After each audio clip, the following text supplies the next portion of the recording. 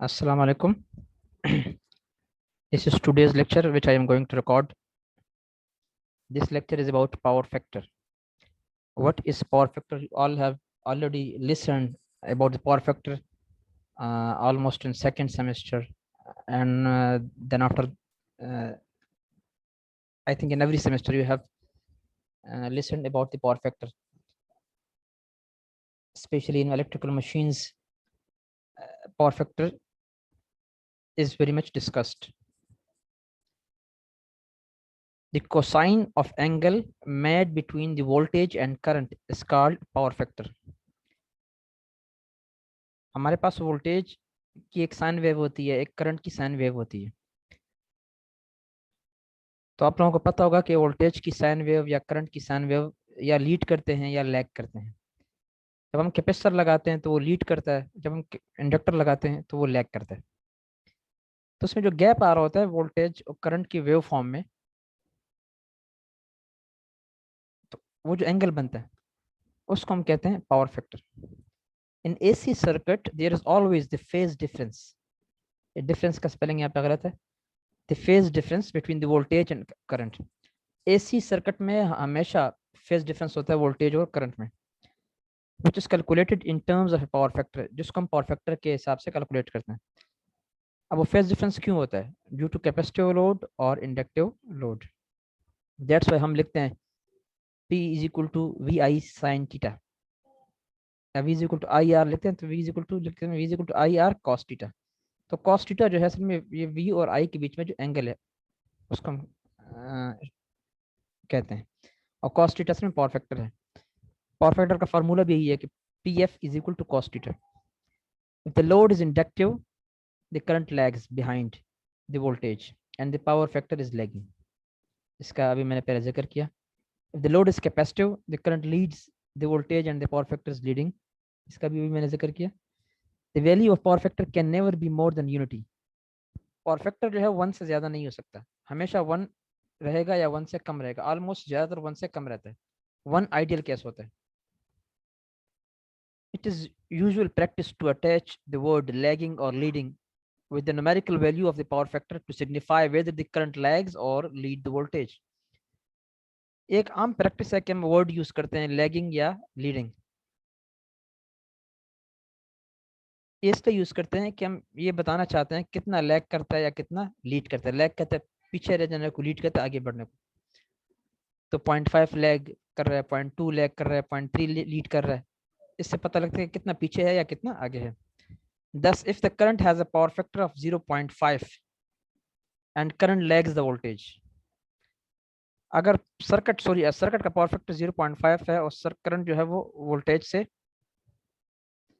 पीछे है, we generally write the power factor as a 0.5 lagging। हम 0.5 lagging पावर फैक्टर लिखते हैं, और sometimes expressed as a percentage 50% lagging। समझ आ गया ना कि अगर हमारा करंट पीछे है वोल्टेज से 0.5 पावर फैक्टर का, तो हम कहते हैं कि ये पावर फैक्टर इसका 0.5 लैगिंग है। अब ये एक पावर फैक्टर की एग्जांपल है। एक मग है, मग में जूस है। अब ये जूस के ऊपर ये झाग बनी हुई है, ठीक है। अब जब आप इसमें इसको फिल करते हो तो फिल यहाँ तक हो जाता है, झाग तक हो जाता है। और झाग असल में लिक्विड तो नहीं होता, लिक्विड तो यहाँ नीचे तक है। तो जो यूजफुल मटेरियल है वो तो यहाँ तक है, और ये तो वैसी जगह पकड़ी हुई है झाग ने, पीने की चीज तो नहीं है, लेकिन जगह तो पकड़ी हुई है। इस चीज को कहते हैं पावर फैक्टर। इसको कहते हैं पावर फैक्टर की इसको इसका और इसका रेशो, मतलब किलोवाट का केवीआर का से रेशो। अब किलोवाट को हम कहते हैं रियल पावर, किलोवाट को हम कहते हैं रियल पावर, और केवीआर को हम कहते हैं इमेजिनरी पावर या अपेरेंट पावर। तो जो केवीए होता है वो दोनों का मजमूआ होता है, किलोवाट प्लस केवीआर। हम जो ट्रांसफार्मर लगाते हैं हम अक्सर लिखते हैं 11 केवीए, 100 केवीए, 200 केवीए, 150 केवीए। तो केवीए किसका मजमूआ होता है? Kilowatt plus KVAR. Real power plus apparent power, इसको जब हम मिलाते हैं तो हमारे पास टोटल पावर आती है। अच्छा, क्या वजूहत है कि पावर फैक्टर लो हो जाता है? ठीक है, आइडियली तो पावर फैक्टर 1 होता है या 1 के करीब करीब होता है, और जब 1 से जितना कम होता है उतना ही हमें नुकसान ज़्यादा मिलता है, यानी कि where is low power factor is undesirable, इसकी हमें ज़रूरत नहीं होती। अब ये वजूहत हैं। पहला वजह, most of AC Motors induction motor, उसमें इंडक्टर लगा होता है, उसकी वजह से करंट और वोल्टेज के वेव फॉर्म में गैप आता है। ठीक है, एक वजह ये है, इसकी वजह से लो पावर फैक्टर कॉज होते हैं। दूसरी वजह, the load on power station is not constant, power station पे लोड जो है वो कांस्टेंट नहीं होता, वेरी कर रहा होता है, कभी ज़्यादा कभी कम, कभी ज़्यादा कभी कम। तो उससे क्या होता है कि हम जब लोड बढ़ रहा होता है तो हम वोल्टेज ज़्यादा दे देते हैं, जब लोड कम हो रहा है वोल्टेज कम देते हैं, जिसकी वजह से करंट में मैग्नेटिक इफेक्ट पैदा हो जाता है। तो जो ट्रांसमिशन लाइन्स में मैग्नेटिक इफेक्ट पैदा हो जाता है उसकी वजह से भी पावर फैक्टर कम हो जाता है। तीसरी चीज़, the arc lamps, arc lamp, lamp कहते हैं पानी गर्म करने के लिए, या ऐसा ऐसा लैंप जो जिसके अंदर कॉइल यूज हो रहा होता है, इंडस्ट्रियल हीटिंग फर्नेस, ठीक है, उनकी वजह से भी पावर फैक्टर लो हो जाता है। अब जब लो पावर फैक्टर होता है उसके इफेक्ट्स क्या होते हैं? ठीक है, नंबर 1, लाइन लॉसेस बहुत बढ़ जाते हैं, I²R। नंबर 2, जितना ज़्यादा पावर फैक्टर कम होगा, ठीक है, उतना जो है वो मशीन या मोटर उसका साइज़ बहुत बड़ा होगा। तो आजकल तो एडवांसमेंट आ गई है, छोटी छोटी मशीन्स आ गई हैं, छोटे छोटे चार्जर्स आ गए हैं, उसमें पावर फैक्टर इंप्रूवमेंट इन्होंने की है। पुराने ज़माने में बड़े बड़े चार्जर होते थे, उसकी वजह ये थी कि उनमें पावर फैक्टर इंप्रूवमेंट नहीं होती थी। तीसरा जो है वो यूज़फुल लोड जो है वो ट्रांसमिट जो हम करते हैं वो रिड्यूस हो जाएगा, यानी कि जो मैंने मिसाल दी मग की, उसमें जूस था ऊपर उसका, वो झाग था, तो जूस अगर कम हो झाग ज़्यादा हो तो ज़ाहिर बात है आपको यूज़फुल मटेरियल तो कम मिलेगा। इसलिए जो ट्रांसमिशन जब होम पावर की करते हैं तो यूज़फुल पावर कम ट्रांसमिट हो जाता है और झाग ज़्यादा ट्रांसमिट हो जाता है, झाग तो किसी काम का नहीं होता। ठीक है, there will be poor voltage regulation, regulation means, voltage regulation means के वोल्टेज का बढ़ना कम होना, बढ़ना कम होना। It reduces the handling capacity of plant, ये जो है हैंडलिंग कैपेसिटी प्लांट की कम कर लेती है। हैंडलिंग कैपेसिटी मींस कि प्लांट की जो एफिशिएंसी है वो खत्म हो जाती है, कम हो जाती है। अब इसके इम्प्रूव करने के 3 तरीके हैं। Number 1, static capacitor. Number 2, phase advancer. Number 3, synchronous condenser. पहला तरीका जो है phase static capacitor. Static mean एक जगह पे फिक्स। ठीक है, पावर फैक्टर हम इम्प्रूव कर सकते हैं कैपेसिटर के जरिए अगर हमारा लोड जो है वो इंडक्टर हो। इंडक्टिव लोड हो तो क्या होगा, वो लैग आएगा उसकी वजह से। तो लैग आएगा तो हम लैग को फिर ख़त्म करने के लिए, उसको उसके वोल्टेज और करंट को बराबर करने के लिए हमें लीड की ज़रूरत पड़ेगी। तो लीड जो है वो कैपेसिटर की वजह से होता है। हम कैपेसिटर को पैरेलल में लगा लेते हैं तो क्या कर लेते हैं, न्यूट्रलाइज कर लेते हैं, जितना करंट पीछे गया होता है उतना उसको आगे ले आते हैं। इसके भी अपने फ़ायदे हैं कि इसके लॉसेस कम हैं, इस तरीके के स्टैटिक कैपेसिटर के। मेंटेनेंस जो है वो थोड़ी बहुत आती है, बल्कि नहीं आती, कम से कम आती है, क्योंकि उसमें कोई रोटेटिंग पार्ट नहीं होता, फिक्स कैपेसिटर होता है, इंस्टॉल्ड आसानी से होता है। ठीक है, कोई प्रॉब्लम नहीं होता, और आम हालात में भी काम कर सकते हैं।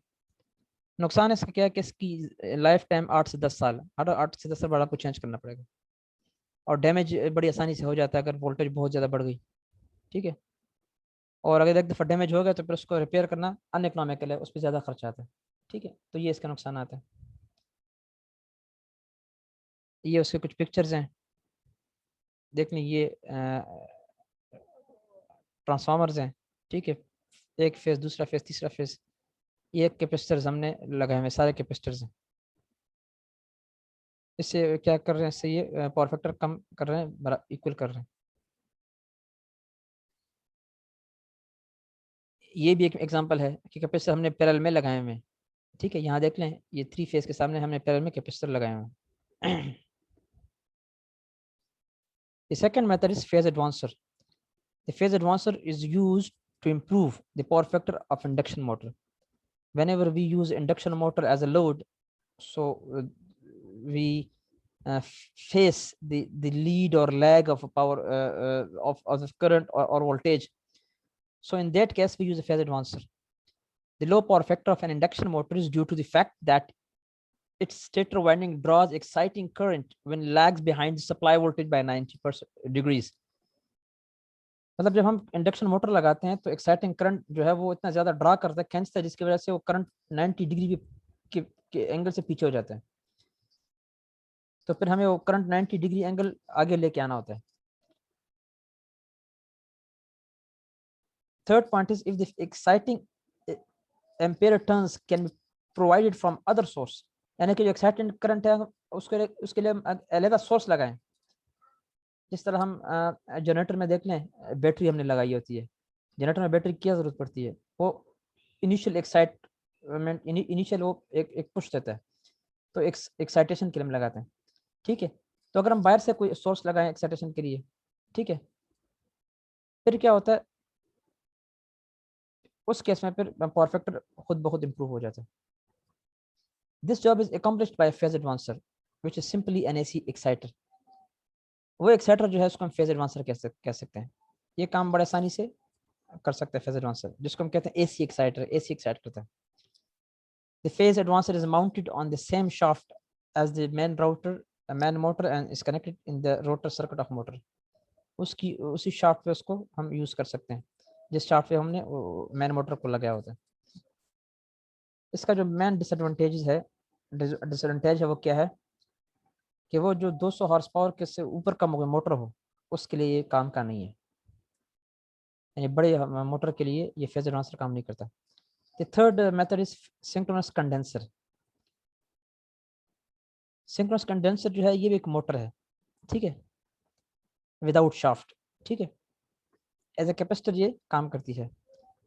और over excited synchronous motor running on no load is known as synchronous condenser, यानी कि ओवर एक्साइटेड मोटर हो जिसके ऊपर कोई लोड ना हो उसको हम कहते हैं सिंक्रोनस कंडेंसर। ये इसलिए लगाते हैं कि जो लैगिंग पावर फैक्टर हो, रिएक्टिव पावर, उसको इम्प्रूव कर लेते हैं। ये सब स्टेशन में लगते हैं, ठीक है, लेकिन इसका इस्तेमाल बहुत कम है क्योंकि बहुत महंगे हैं। सिंपल इस्तेमाल सिर्फ कैपेसिटर के कैपेसिटर हैं। अब ये कंडेंसर है, देख लिया, कंडेंसर हमने 3 फेज लोड के साथ पैरेलल में लगाया हुआ है विदाउट एनी लोड। तो जब यहाँ फेज शिफ्ट आ रहा होता है इस जगह पर तो उसको कंपनसेट कर रहा होता है। इसके अपने एडवांटेजेस और डिसएडवांटेजेस हैं, ठीक है।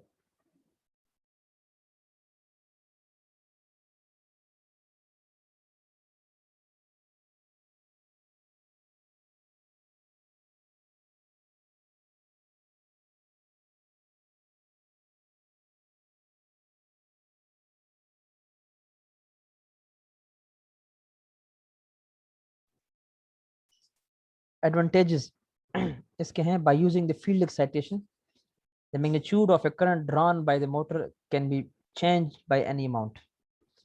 This helps in achieving stepless control of power factor. इसका फायदा ये है कि जब एक्साइटेशन हम दे रहे होते हैं बाहर से तो करंट जो है वो जो ड्रा होता है उसका मैग्नीट्यूड, ठीक है, वो किसी भी मकदार पे कम या ज़्यादा हो सकता है। तो इससे हमें फ़ायदा क्या हो सकता है कि हम अपनी मर्जी से का पावर फैक्टर खुद ब खुद ठीक कर सकते हैं। The motor winding have a thermal stability to short circuit current. The motor winding की जो थर्मल सिस्टम स्टेबिलिटी है, यानी उसके जो गर्म होने की सलाहियत है वो कम है और इसके अंदर फॉल्ट भी आसानी से रिमूव किए जा सकते हैं। इसके नुकसान क्या हैं कि इसके लॉसेस बहुत ज़्यादा है, नंबर 1। नंबर 2, इसकी मेंटेनेंस कॉस्ट बहुत हाई है। इट प्रोड्यूस अनाइसिस, इन शोर पैदा कर रहा होता है और 500 kVA के ऊपर के लिए काम कर रहा होता है, उससे कम के लिए काम नहीं कर रहा होता है। दैट्स वाई ये महंगे और इसका इस्तेमाल इंतहाई कम होता है और इसका सेल्फ स्टार्टिंग टार्क भी नहीं होता, तो इसको टार्क प्रोवाइड करने के लिए हमें एक इजाफी पुश देना पड़ता है।